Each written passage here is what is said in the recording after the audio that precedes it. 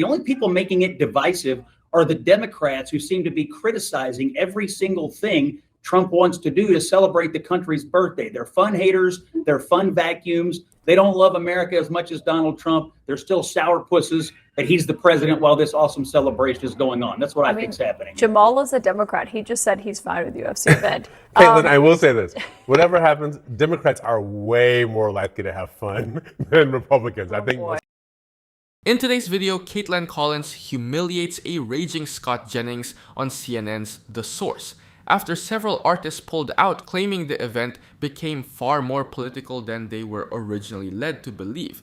And honestly, that's the bigger question here. Can anything in America still be truly nonpartisan, or has politics become so divisive that even a celebration of the country's birthday turns into a political battleground? So let's dive in and watch how Kaitlan Collins shuts down Scott Jennings on CNN's The Source.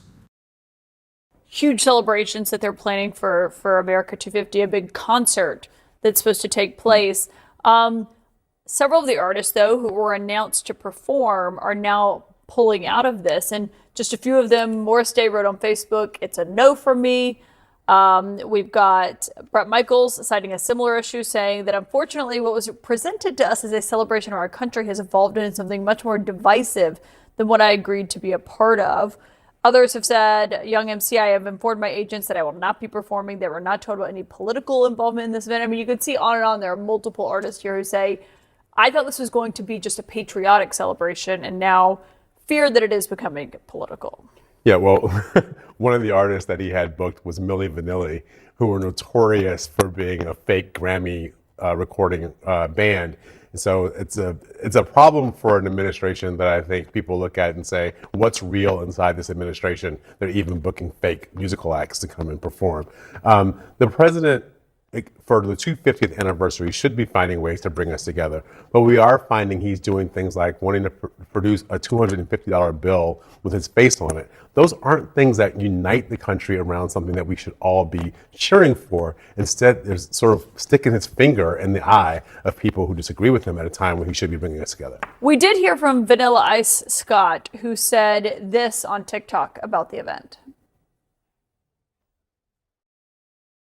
Honored to do this concert with everybody. We're gonna bring back the 90s. Put your dancing shoes on.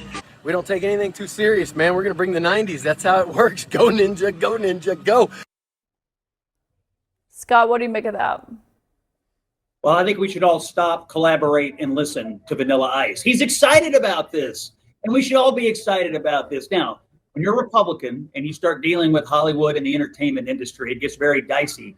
Because anytime they come into contact with Republicans, all their peers and all the people out in Hollywood and that industry come down on them hard. That's obviously what's happened here. I personally would love to hear a lot of military bands. I'd love to hear patriotic marches and that kind of music. So, chasing these acts sometimes is a little bit of a risky business for Republicans.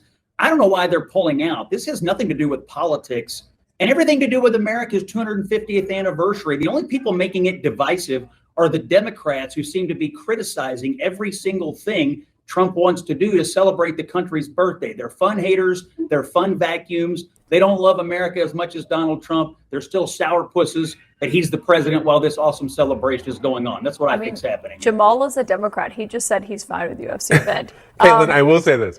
Whatever happens, Democrats are way more likely to have fun than Republicans. I think most people would agree with that. We'll have that debate another time. America's 250th anniversary is a once-in-a-generation moment. It's supposed to be about the country, its history, and its people. That's why it's telling that multiple artists from different backgrounds reportedly felt uncomfortable staying involved. When performers start saying they signed up for a patriotic celebration but feel like it's becoming something more political, that's a sign that the organizers may have misread the room. The challenge for any president is understanding that not every national event should revolve around them personally.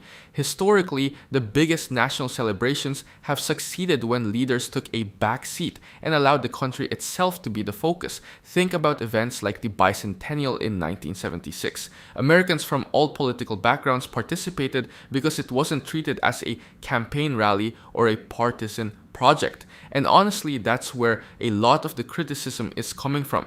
Americans are exhausted by politics invading every corner of life. Sports become political. Entertainment becomes political. Even celebrations that should unite people somehow end up turning into another partisan fight. What's interesting is that this isn't just about Democrats or Republicans. Poll after poll shows that trust in institutions is near historic lows, and many Americans already feel disconnected from one another. National events should be opportunities to rebuild some of that common ground, not create another culture war battlefield. The irony is that a successful America 250 celebration would probably be one where politics barely enters the conversation. People would be talking about the music, the history, the fireworks, and the shared experience. When the headlines become about artists withdrawing, political controversies, and partisan messaging, the focus shifts away from celebrating the country and toward the political fights that already dominate the news every single day. That's why the concern here is bigger than one concert. It's about whether national moments can still bring Americans together instead of pushing them further apart. It's been billed as the ultimate birthday party for America. But tonight, the Trump-backed Freedom 250 concert series, well, it's unraveling.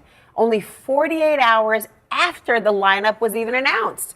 From country stars to hip-hop legends, a wave of artists are bailing out, all who claim that they were tricked into a partisan rally. Let's discuss now with former advisor to President George W. Bush and the late Senator John McCain, Mark McKinnon.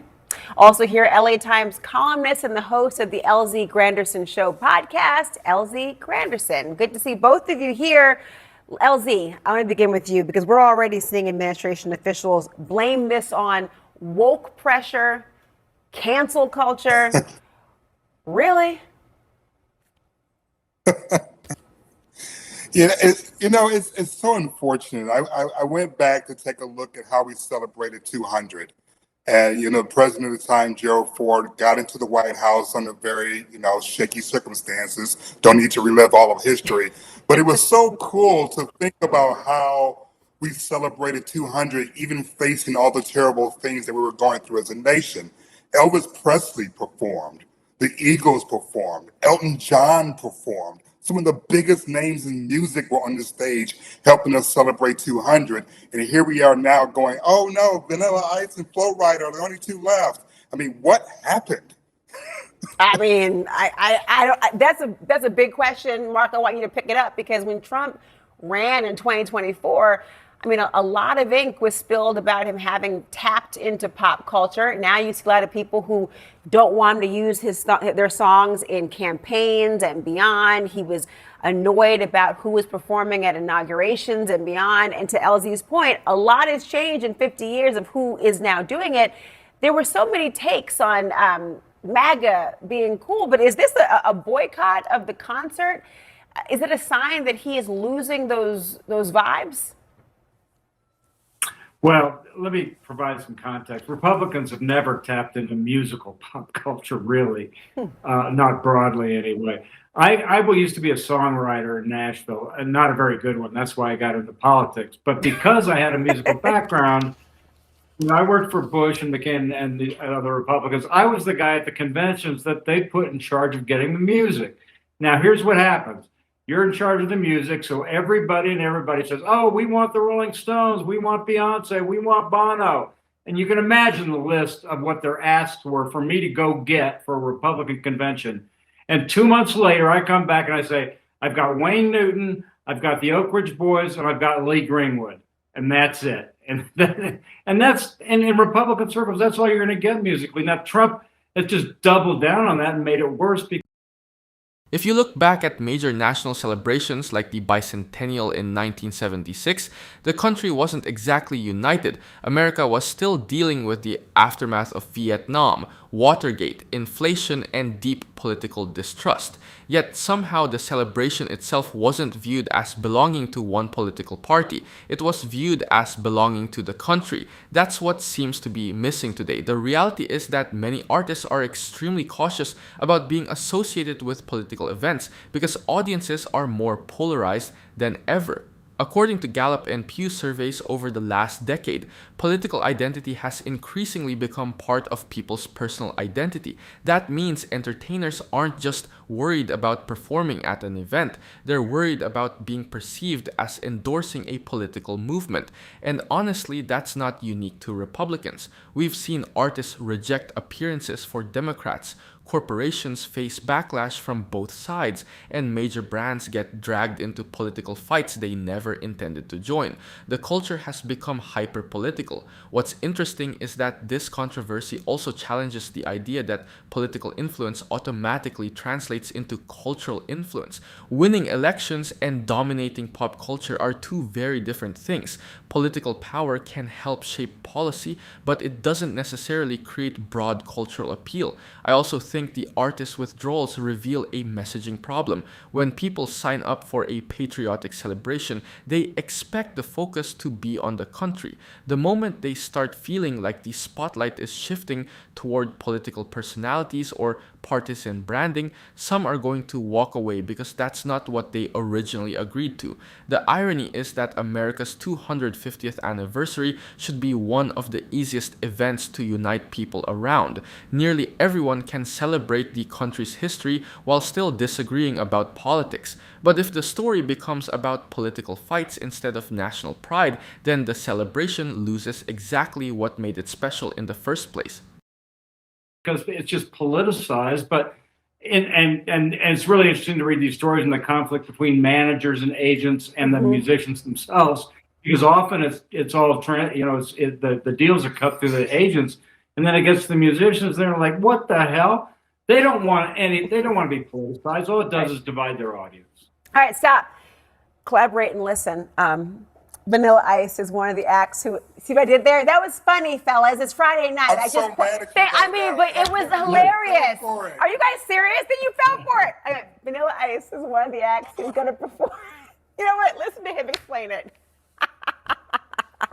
I'm here to party with America, man. Music is made to bring people together. If Biden called up, and he said, my daughter's getting married, we need Vanilla Ice, I'd go play. It's not a big thing. I'll go play for Putin, and I'll play in Iran if you want. It don't matter. There's fans everywhere. Music is not political, man. It's universal. Just get out, shut up, and play. That's what I say. Okay, well, LZ, what do you say? Because obviously the name people he would actually perform for would get him a lot of backlash. Is his point well taken, or should it matter who it's for? Listen, every artist is responsible for creating the art that they create for the purposes of their own delight. And who consumes it, they cannot control. True. Who you perform for, you can control. And so, if he's right in the sense that music can be, embraced by everyone and that it knows no political bounds. But there are politics, and those politics do create boundaries. And he's kind of being flippant on the freedoms that people fought for and died for to help us secure, so that we have the freedoms to have the kind of music that we can say anything that we want. I think it's really disrespectful, Laura, that he's being so flippant about this. If you want to have a thoughtful conversation about art and the power of music to bring people together, sure. But you don't have to be an ass about it, especially in the week of Memorial Day. I mean, it's just, I just think it's shameful. The entertainment industry has always been cautious about politics because artists depend on broad audiences. A musician can have fans who are Democrats, Republicans, independents, and people who don't care about politics at all. The moment they become attached to a partisan cause, they risk alienating a chunk of the people who buy their tickets and stream their music. That's not a Trump-only phenomenon. We've seen artists face backlash for performing at Republican events, Democratic events, presidential inaugurations, and even charity functions tied to controversial causes. But the difference today is that the political climate is far more polarized than it was even 10 years ago. What's interesting is that many of the artists who reportedly backed out weren't objecting to celebrating America. They were objecting to what they felt was a shift from celebrating the country to celebrating a political movement. Those are two very different things. And historically, the biggest patriotic moments in American culture have succeeded when they felt bigger than any one politician. The bicentennial in 1976 happened after Watergate and during a period of deep distrust in government, yet millions of Americans still came together because the focus wasn't on one leader. It was on the country itself.